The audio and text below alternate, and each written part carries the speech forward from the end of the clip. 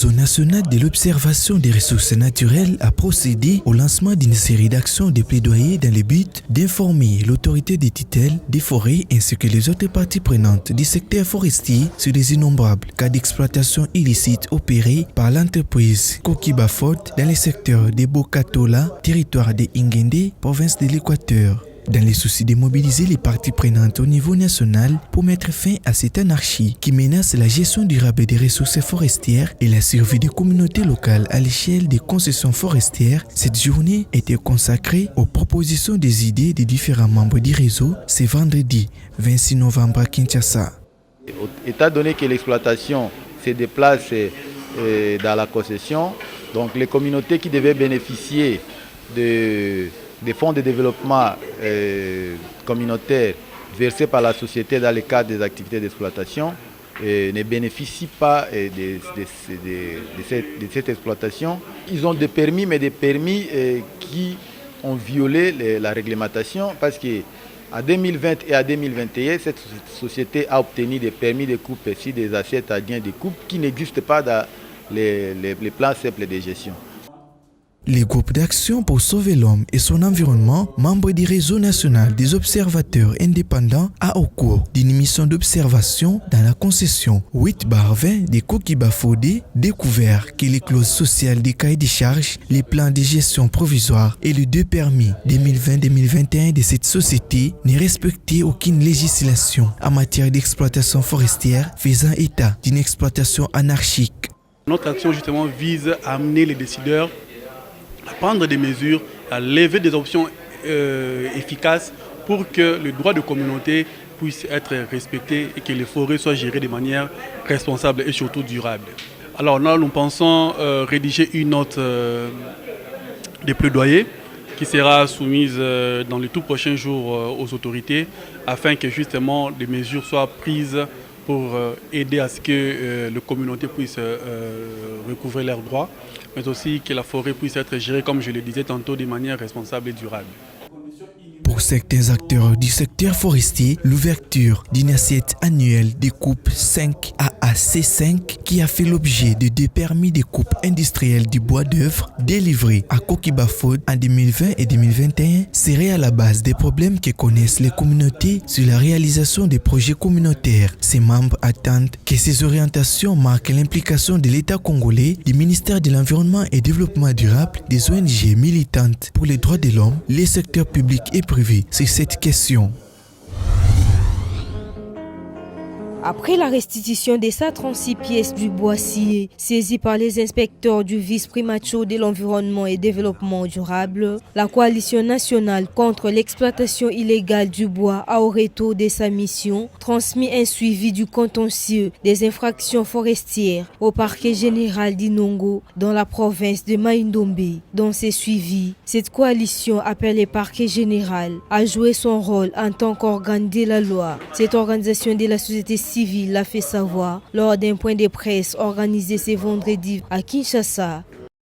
Dans l'ensemble, il y a eu des infractions commises par les exploitants artisanaux et ceux-ci ont été amenés au niveau des parquets. Et là, après analyse, le parquet a conclu acquitter un exploitant et l'autre a déjà commencé à payer les amendes transactionnelles équivalent de 7 000 $ en francs congolais. Malgré, il est dit, nul n'est censé ignorer la loi, mais il faut aussi vulgariser cette loi-là afin que tout le monde puisse être équipé, outillé pour mettre vraiment définitivement fin à l'exploitation illégale du bois. Dans sa mission, la coalition s'est indignée des carences des magistrats dans cette province. Une situation qui ne peut en aucun cas favoriser l'implication de l'organe de la loi du pays dans la lutte contre l'exploitation forestière illégale des bois dans cette province. Raison pour laquelle les échanges dans cette partie du pays ont tourné autour du mécanisme de suivi, les contrôles forestiers, les paiements des amendes transactionnelles, la légalité des activités des exploitants artisanaux et leur sensibilisation.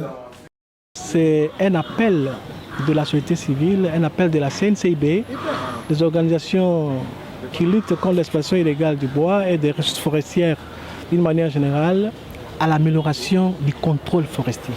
Eu égard ce qui précède, la coalition entend du Conseil supérieur de la magistrature et à l'organe de la loi de s'impliquer afin que les magistrats affectés dans cette province rejoignent leur lieu de travail et de maintenir les dialogues avec l'administration forestière provinciale, même après la transmission du procès verbal des saisies et les régies financières pour les paiements des amendes.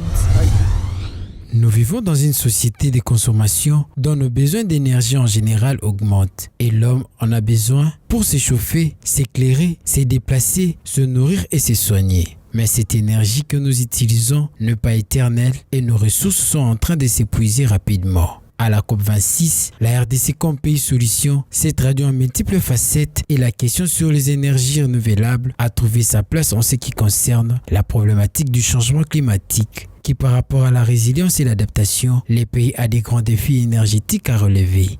Les grands défis énergétiques, c'est que le monde est en train de se développer très rapidement et cela demande une grande consommation en énergie. Et maintenant, on parle d'autres types d'énergie qui peut-être aujourd'hui ne sont plus considérées comme des énergies avec lesquelles la planète pourrait se développer dans le long terme.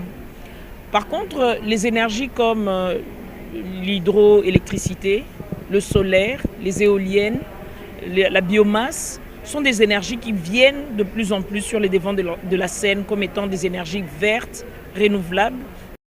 Selon Mme Soraya Aziz Suleiman, chargée des partenariats des ACER, la RDC comme pays solution possède d'importantes potentialités en ressources d'énergie renouvelables, un moyen efficace pour répondre comme solution énergétique avec ces ressources naturelles. On n'aime plus qu'on parle du potentiel de la RDC parce qu'on le connaît, mais je vais quand même le rappeler. La RDC, c'est 100 000 MW de hydro et 70 000 MW de solaire, plus ou moins. Et donc, c'est ça les solutions que nous sommes venus présenter.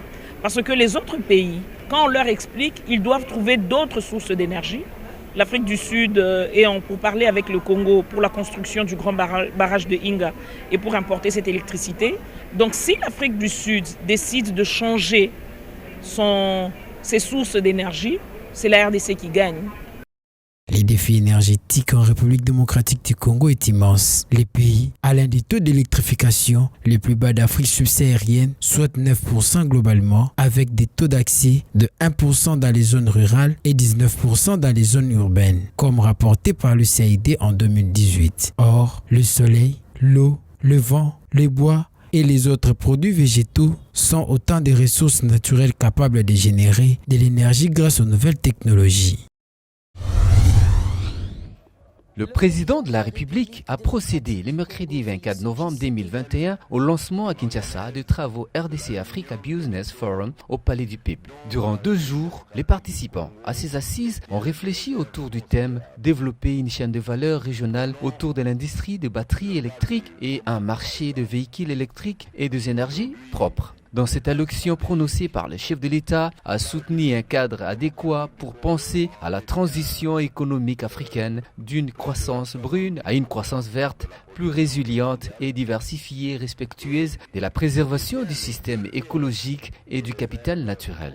Fort des réserves importantes en métaux précieux, Félix Tshisekedi estime que la République démocratique du Congo doit jouer un rôle clé dans la transition énergétique, notamment dans la fabrication de batteries et des véhicules électriques. En effet, la transition mondiale vers l'énergie verte et la décarbonisation des économies est une exigence de nos jours. Elle stimule la demande de certains métaux, spécialement ceux qui entrent dans la fabrication de batteries pour le stockage d'énergie intermittente et de la motorisation électrique. Il s'agit notamment du cobalt, cuivre, du lithium, de l'étain, du nickel, du manganèse, de l'aluminium, de métaux dont la RDC détient de réserves considérables, ce qui place les pays dans une position stratégique pour jouer le premier plan dans cette nouvelle perspective orientée. Rappelons à cet effet que ces assises de 2 jours sont organisées en partenariat avec la Commission économique des Nations Unies pour l'Afrique. Ils arrivent dans nos campements pendant leur patrouille, ils torturent et violent les femmes. Donc personne ne peut plus travailler dans ces camps. ni accéder à la rivière pour la pêche. Ils ne consultent personne. Nous ne les connaissons pas. Ils sont entrés brutalement avec de fusils. L'approche de protection des écosystèmes et des habitats en RDC est depuis un certain temps fortement axée sur la création et la surveillance armée d'aires strictement protégées. Cependant, selon plusieurs rapports publiés, les populations autochtones et les communautés locales sont fréquemment la cible d'intimidations, de tortures, de violences physiques et sexuelles et d'homicides aux mains des éco-gardes et des milices. Conscient de cette réalité, la nouvelle équipe à la tête de l'ICCN préconise des réformes. Il y a toute cette problématique d'organiser, de former nos éco-gardes de manière à ce qu'ils aient des comportements adaptés dans les relations avec les communautés locales et aussi, et j'insiste beaucoup, avec les peuples autochtones. Donc ces communautés minorisées qui bien souvent se plaignent parce que leurs territoires leur ont été confisqués ou endommagés. Et donc aujourd'hui, cette catégorie-là de personnes sont à prendre en considération prioritaire. Ces terres, désormais désignées comme des aires protégées, étaient autrefois occupées, gérées et entretenues de manière durable, principalement par les populations autochtones et d'autres communautés locales. Les modèles actuels de Forest Conservation reposent sur l'idéologie coloniale selon laquelle les humains sont incompatibles avec la nature. Les aires protégées sont établies en vue de permettre aux chercheurs et aux touristes occidentaux d'accéder à des paysages vierges. Dans le même temps, les populations autochtones et les communautés locales sont violemment exclues de ces mêmes terres. Moi, je crois à une conservation avec population. Ils doivent arrêter pour que les communautés rentrent dans leurs droits, retrouvent leurs ressources. Lorsque vous allez les embrigader, les priver de ces ressources-là, c'est la mort. Des hommes tués ou blessés à l'extérieur du parc national de Kahuzi-Biega. Les éco-gardes du parc national de la Salonga, reconnus coupables de crimes sérieux contre 4 femmes vivant autour du parc, et les éco-gardes en patrouille dans le parc national de Virunga, tués par un groupe armé, sont entre autres des exemples les plus récents des graves violations des droits humains liées aux aires protégées en RDC. Ça va faire à peu près 8 mois, je crois même un peu plus, que la cellule des droits de l'homme effectivement a été mise en place, mais petit à petit les choses avancent positivement. Des points focaux ont été désignés dans la plupart des aires protégées. Je crois que je vous parle de mémoire, mais nous avons actuellement à peu près une trentaine de points focaux qui ont été désignés et qui vont pouvoir maintenant se mettre en action sur le terrain. Les réserves naturelles intégrales, les parcs nationaux, les jardins zoologiques et botaniques sont des sites considérés comme des aires protégées vu leur valeur en biodiversité. En ces jours, la République démocratique du Congo s'est dotée d'un réseau d'aires protégées d'une superficie globale de 28 millions d'hectares, représentant 11,2% du territoire national. L'objectif légal étant de 17%, l'État prévoit de créer 10 millions d'hectares d'aires protégées supplémentaires.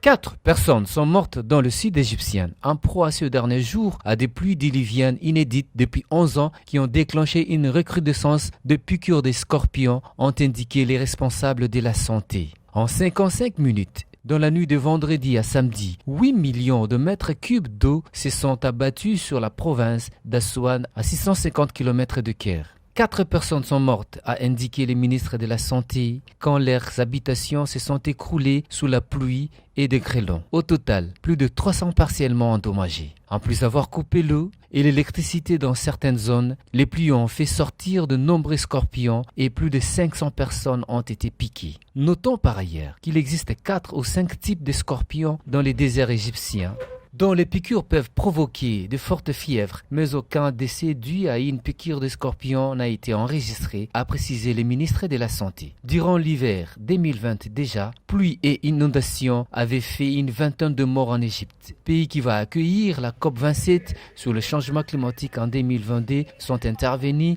alors que la COP26 a accouché d'un texte jugé tiède car ne garantissant pas de contenir le réchauffement à 1,5 degrés Celsius et ne répondant pas aux demandes d'aide de pays pauvres.